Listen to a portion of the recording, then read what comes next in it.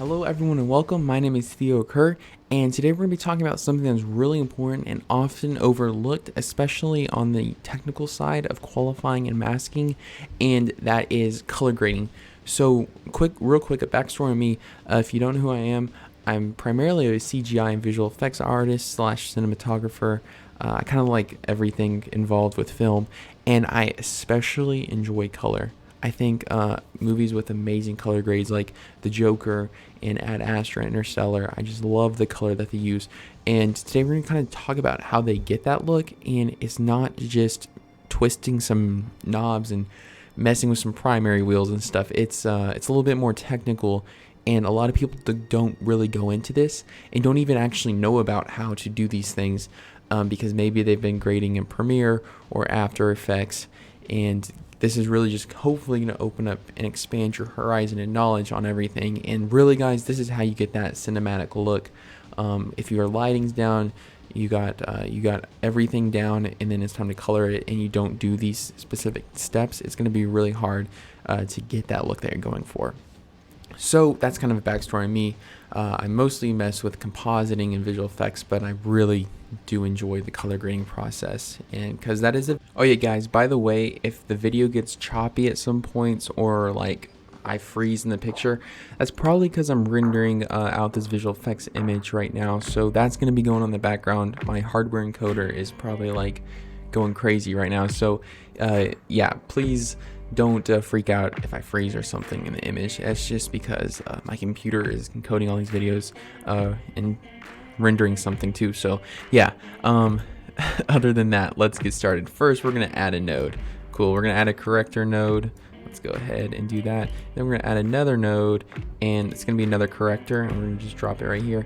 And this is our denoising node, and this is kind of going to start pushing us the direction we want to go, but it's not going to dial it in because we have to qualify this skin. So that's something that's interesting with a node workflow, is you're able to kind of change different things in different areas, and it'll kind of affect what's in the middle of the node tree, and it's really interesting. And nodes are amazing, so if you don't know how they work, this is a great way to kind of start, because the whole industry is really moving towards this like node workflow, at least what I've seen.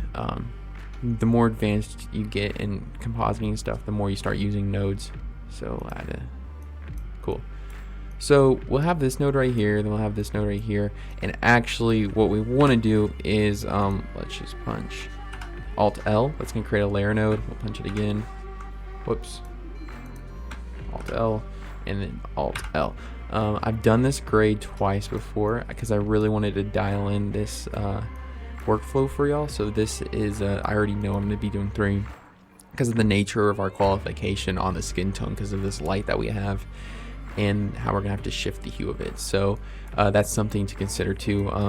However many layers you need to qualify the skin, go ahead and do that. Don't go crazy, guys, because then it's going to become a pain in the butt if you have to change something. So just keep it pretty simple. And then let's go ahead and add another node. And this is going to really dial in our look. Kind of created the look here. This is going to just be the fine tuning. And this is really just everything involving our look. And then I'm going to add another node, corrector node, right here. And really what's going to start happening here is we're going to start just doing some creative adjustments. It's less about the look and more about the feel, if that makes sense, hopefully. That's just how I have it structured in my head. Cool. And I'm gonna leave it off right there and just connect this, and we're gonna add some more stuff, but I want to get into that later, especially for you beginners. You might be overwhelmed with all this. So first, let's talk a little bit about something called noise. And if we look at this image, hopefully you can see we're really zoomed in. You can see right here in these shadows we have a lot of noise. And really, let's talk a little bit about scopes for a minute. When cameras shoot, usually the noise floor, which basically means like the threshold for noise, is lower in the spectrum. So if you're overexposed, like everything, let's say everything in this image was sitting up here, there wouldn't be really much noise. But because everything is sitting down here, we have a lot of noise, and that's just something to consider. Something cool is that we shot this in B-RAW, so we can change the ISO after. and change the exposure after. But 3200 is a good one for this because that's a native ISO, so it's kind of less noise at that ISO. You can really see some chrominance noise and luminance noise back here. So let's talk about removing that, because when we start qualifying, that noise is going to become an issue because we have all these different colors and different luminance values just shooting up and like splotching around, I guess you could say. So go right here under this clip. You have all your things right here. Go to the last one, and let's just do one frame. Motion type better, mode enhanced, and I'm just doing this because it gives you the best result. This will really slow down everything in your workflow. So what you could do is technically create an adjustment layer just for noise reduction and put that over everything, and when it's time to render, you turn on that adjustment layer, so while you're editing you don't have to deal with that. So it looks like we take our luminance a little too high. We don't want to make the skin too smooth, and then take our chrominance. I see some noise in the background, so we'll take the chroma up a bit. I still see some luminous noise, so we might want to turn that up more. And okay, the great thing about shooting in 6K is that that noise is really tiny. There's quite a bit of noise, but it's really tiny and really fine. So we still retained a lot of detail. Like look at this up here, we can see these specs and stuff. Also, DaVinci Resolve's noise reduction I guess algorithm you could say is amazing. Cool. So let's dial in that look that we're talking about. And something to consider, guys, and something that I kind of did in the beginning, which I regret doing because I was dumb. I guess some mistakes that I made throughout my color grading experience is first thinking that these two are the same. The log and the primary wheels, they're not the same. Log is for dialing in adjustments, and primary wheels is for creating the look. So just remember, log will be finer tuned to things, so you can easily, like if we just take these midtones, you can see, and then take the shadows, you can start seeing some banding and stuff, especially back here where there's a lot of contrast. So this is really more for dialing stuff in. You can really give away that you've color graded because you'll get some like crazy separation and stuff, especially with these two colors. You actually can't see it right now, but there's a blue light up here, and something to touch on real quick is the importance of onset lighting. Once you have your lighting, like you have your lighting, you can't create a totally different look without like lighting. Lighting is really the essential part to this, guys. I will show you a way to kind of change the hue of lighting because we messed up the color here on set. It looked like it was more orange, which is what I was going for, but I was going for like a halogen look, but it came out red, which is, I mean, it's a little bit of a pain, but I can show y'all how to do that too. So, okay, second node, we're on there. And the first thing I like to do, we shot this in log, and you can see right here on our scopes, our image is crazy flat, and it looks just like there's nothing going on here, guys. Look how boring this is. So let's take up the contrast. Just don't be afraid, turn it up. And then let's take the saturation and turn it up. This is actually more what it looked like in real life, which is kind of crazy to think. But yeah, that's what was going on here. And we might take that down, but we might not. Okay, so something else that's going on here is we created a little bit more dynamic image here, but still, like, look how flat these are. When you have all of these together like this, you're gonna have a really flat, boring image. So for this particular situation, I know that we can do something really interesting and add a lot of blue and green into the rest of the image. So we can just take the red offset and pull that down. And look at that look that it created just by doing that one movement. And you can also achieve this here in the offset if you like that more. But here you're more like off different directions and stuff. I like to see the different channels. I know like blue or green blue or control. So I know take it right down. Because then you see it right there. This is a little bit more complex to do. This is why I like this. Cool, so we've offset some red. Let's offset more. Really want to pull that look in. Cool. So this kind of made it a pain to qualify, which is gonna be a little fun. But it's because of the structure of this node tree, it's gonna be easier to do this here than here, because then if we do it here, we're gonna be changing our skin tones. And for me, skin tones are the hardest thing to work with, so whichever way I can dial them in, that's how I'm going to do it. So here I'm just going to leave it how it is and then just start qualifying basically. So let's first qualify. Grab your qualifier here, click on this, make sure you're in qualifying mode, and then what we want to do is just brush, start on the forehead and kind of work the way down the face. And you can see what you're doing by punching Shift H, and you can see, okay, so, and if you want to just reset the qualification, click anywhere, we'll start resetting it, and then we're just going to pull around. And it's really important here to get as much of the face as possible, but some things you got to be careful because yeah, see right there, we grabbed some blue and look what happened. So we really don't want that. Let's punch Control Z. Oh, grab some blue. So we see there's blue right here. So we really want to stay in this safe spot. And that's pretty good. What we'll do is we'll go over to this mask or the qualifier right here and crank up the denoise and crank up the blur radius. And then we can blur in or out if we want. We're going to blur. We don't want to go too crazy because we don't want to start changing the hue around the face, which is kind of crazy. Something important to remember.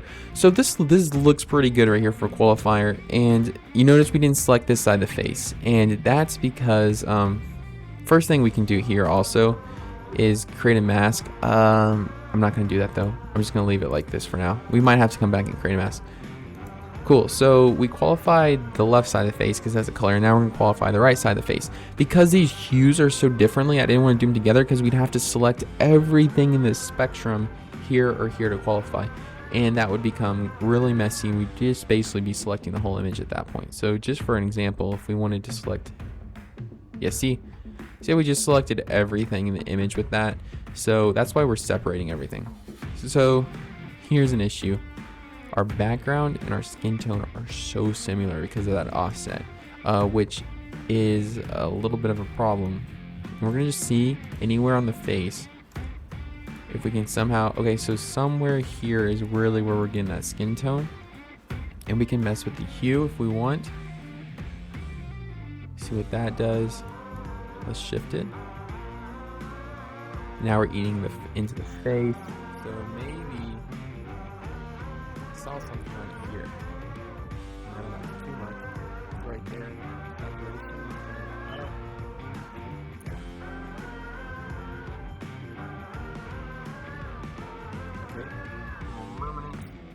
Take it down. Okay, we'll take it back up. Okay, look at that, guys.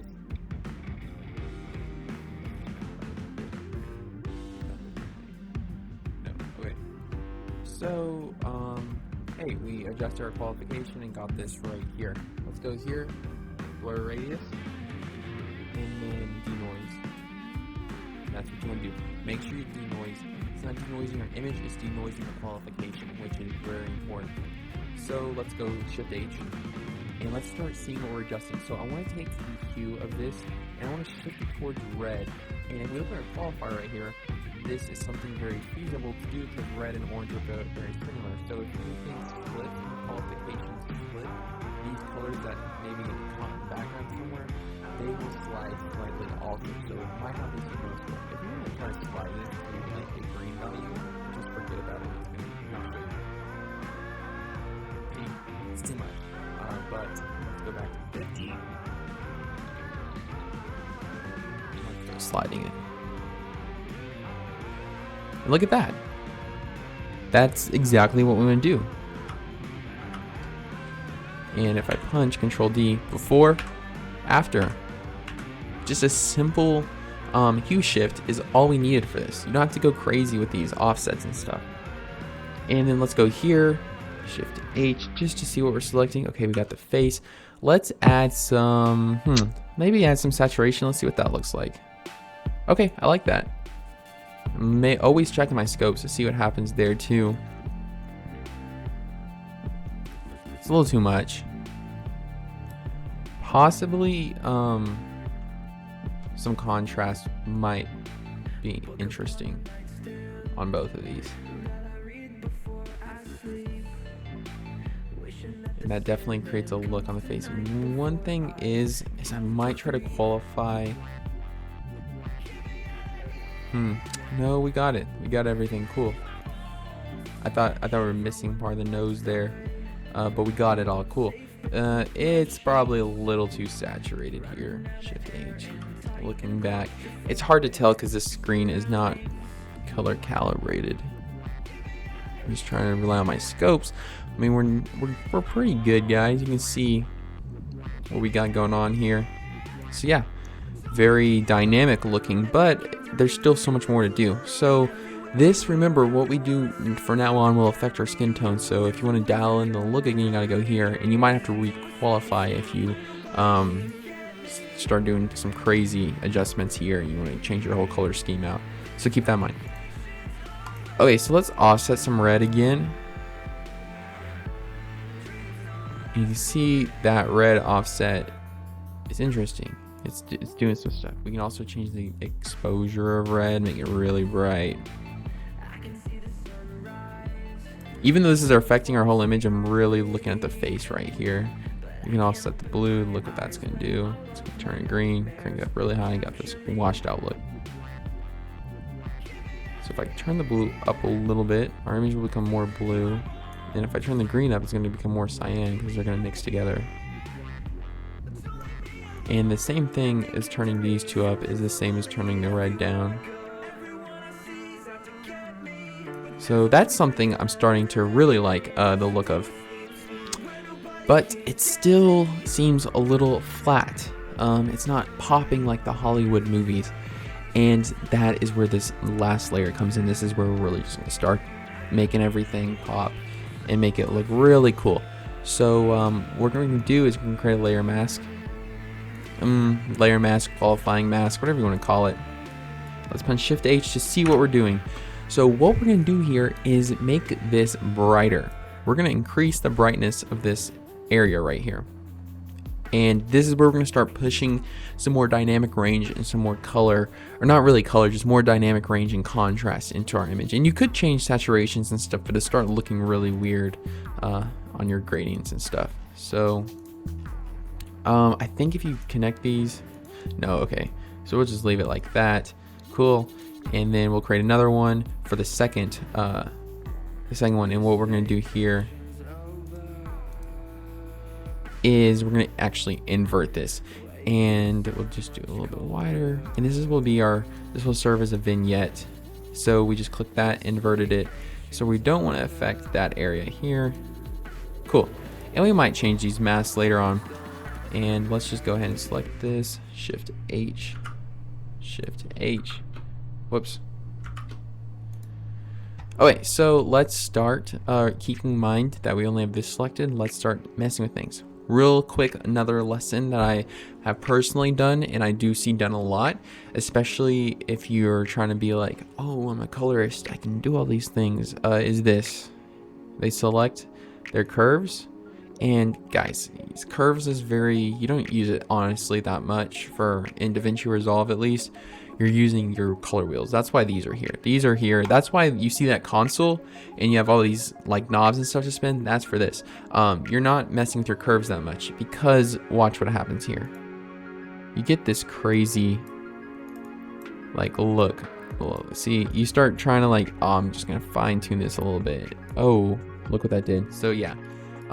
Don't do any fine tuning here, guys. This is for global adjustments, which means like adjusting a large area, and it's also not like subtle global adjustments, not necessarily fine tuning, because this is not a fine tuning tool, and it's not necessarily like an overall tool. It's just like a small push. So you see, look, that's way too much. But if we just take it up a bit,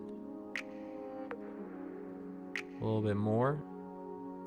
And I like to push things around a lot. I like to push barriers and stuff. So let's do this. Let's just make that fall off. Cool. So now let's take this. You can just see Control D, off, on. See what that did? It made our actor's face pop. That's what we're looking for here. Let's select this one now. And this is going to just be kind of creating more dynamic range, we brought up highlights, and now let's crush some shadows. And we don't want to crush the shadows in the face too much because we have the face kind of dialed in like we want to. What we want to do is just take this area around here and just make it a little darker. And that's another thing. That's what our curves are for. So what we're doing is we're taking all the midtones and making them darker. And if you want to, you can take the shadows and make them darker too. But like I said, be careful with that because you can start going off the wall. So we created this very heavy vignette look. And it actually works. It works for what we're doing, and it kind of works with the color and the story that we're telling. And I'm going to move my head over here and make it smaller. I'm not that important right now. We're just talking about color grading. So now let's talk about some final things you can do to really just sell this look. We talked a little bit about noise reduction, and look how smooth the face is. This is not necessarily something you want. It looks good, but it doesn't look genuine, and we want it to look genuine. So let's go ahead here and make sure your open effects is on, and let's type in grain and film grain node right here. Very cool. Let's go ahead and take that down, and let's plug this in here. Let's pipe it out. This is the very last thing I like to do, so I always like put this at the very end. You can also do a global adjustment over the film grain if you want. That's also an option, but I like to keep it here. Definitely don't do sharpening or something after you add grain, because that's just gonna create this awful like image that's gonna be so. When you export, if you export to like a streaming service, it's gonna like do some crazy compression on it. It's just gonna look horrible. So what we want to do here, let's grab 35. 200T or 35. Let's do 35. Let's just do regular 35. Zoom in, and let's punch. We're gonna be doing a lot of sorry. We're gonna be doing Control D. That's the hotkey I was looking for. And you can see this really didn't do that much. You might not even see this on compression. This is just like a very light thing. So let's go to our grain strength and turn it up.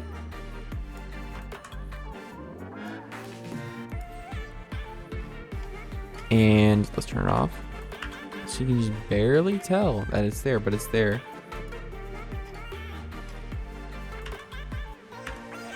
And this is really what you want to do with film grain. At least this is my theory behind it.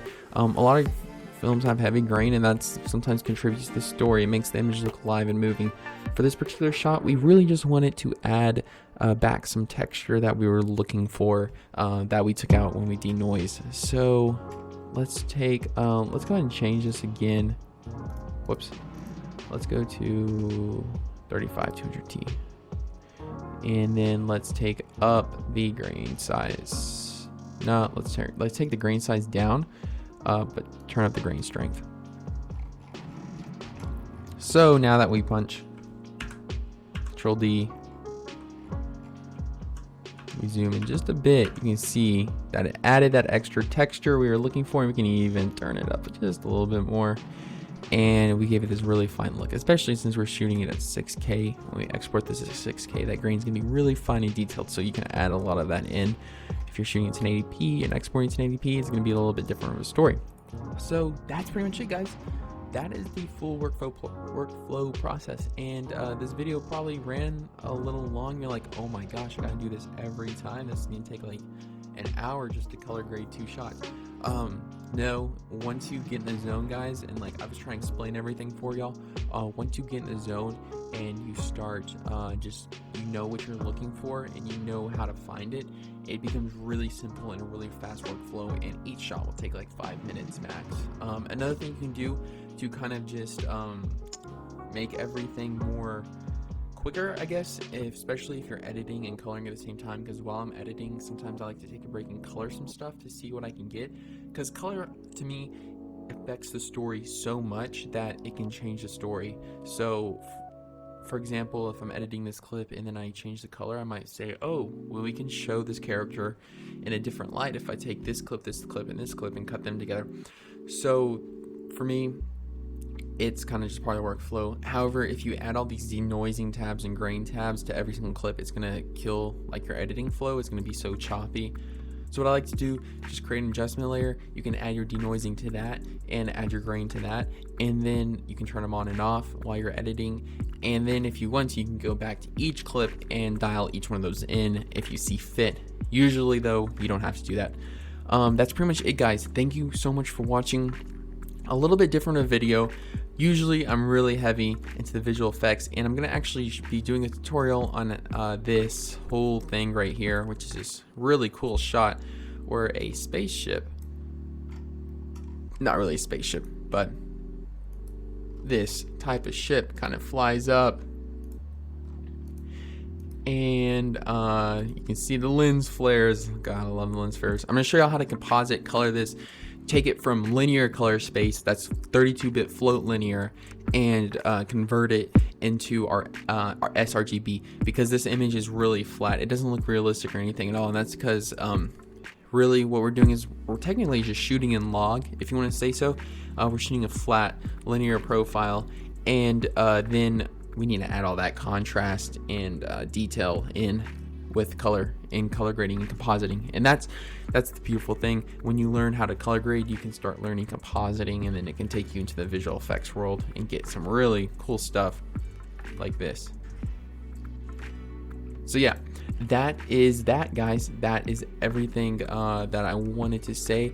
I hope y'all enjoyed this. I know this is not crazy visual effects or anything, but it does kind of get you into the door, and this program is so powerful and it's free. I wanted to share kind of my workflow with y'all, and you can just see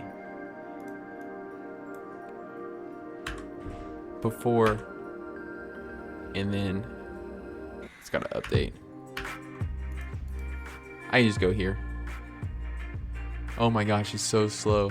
There we go. After you can kind of just see everything that went into it and really what it did. Honestly, this was when I was preparing for y'all. That orange is a little too saturated. Now that I see it, I like this look a little bit more.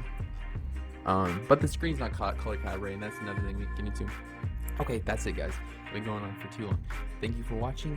I hope you enjoyed the video. I hope you learned something. If you want to support me, you can check out my Patreon. I have a class on Octane also on my website, and if you want us to just don't want to spend any money or anything, that's totally cool. You can subscribe, like, share, you know, all that stuff.